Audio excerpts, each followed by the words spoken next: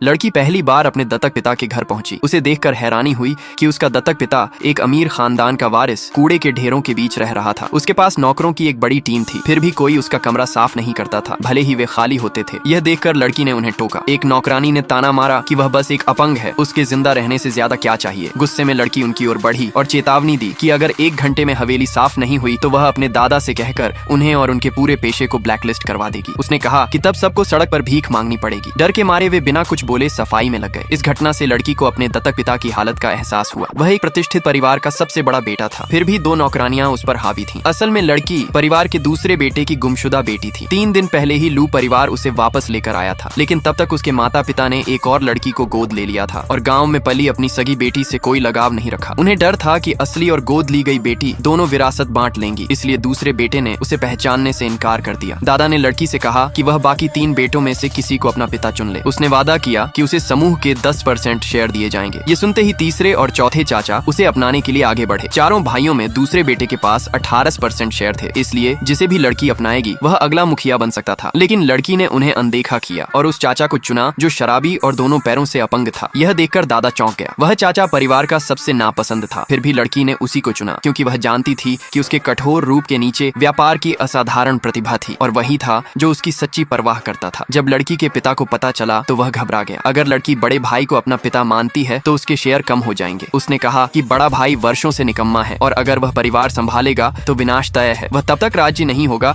जब तक बड़ा भाई गू परिवार से $10 बिलियन का प्रोजेक्ट नहीं जीत लेता। दादा पहले झिझका, फिर यह शर्त मान ली। अगर वह प्रोजेक्ट लाता तो अगला मुखिया वही होता और उसे 10% अतिरिक्त शेयर मिलते। अगले कुछ दिनों में लड़की की संगति में बड़े बेटे ने खुद को संभाला। उसने शराब छोड़ दी और व्यापार फिर से सीखना शुरू किया। जल्दी ही उसका आत्मविश्वास लौट आया। गू ग्रुप के अध्यक्ष से मीटिंग तय हुई। लड़की के आग्रह पर गू ग्रुप के अध्यक्ष ने लाभ देखा और प्रोजेक्ट बड़े बेटे को सौंपने का फैसला किया। उधर दूसरे बेटे को दादा ने डांटा क्योंकि उसके प्रोजेक्ट में लाभ नहीं था। 1 महीने में ही गू परिवार तरक्की कर गया। वह जिम्मेदारी से बचने के लिए लड़की और बड़े बेटे पर आरोप लगाने लगा कि वे गुपचुप गू परिवार से मिले हुए हैं। उसने उनके साथ एक फोटो दिखाकर सबूत दिया। यह देख दादा को गुस्सा आया और उसने उन्हें बुलवाया। बड़े बेटे को नशे में देख दादा भड़क उठा। उसने अपनी छड़ी उठाई और मारा। लड़की ने रोका और कहा कि बड़े बेटे ने शराब सिर्फ कॉन्ट्रैक्ट पाने के लिए पी थी। उसने उन्हें कॉन्ट्रैक्ट सौंपा। तभी दूसरा बेटा वह छीन कर बोला कि उस पर मुहर नहीं है, इसलिए वह फर्जी है। दादा दोनों से नाराज हो गया और उन्हें परिवार से निकालने को कहा, पर उसे क्या पता था ये लड़की की पूरी योजना थी। अगले ही पल गू ग्रुप के अध्यक्ष ने साइन किया हुआ कॉन्ट्रैक्ट और पेमेंट भेज दिया। ये देखकर सब हैरान रह गए।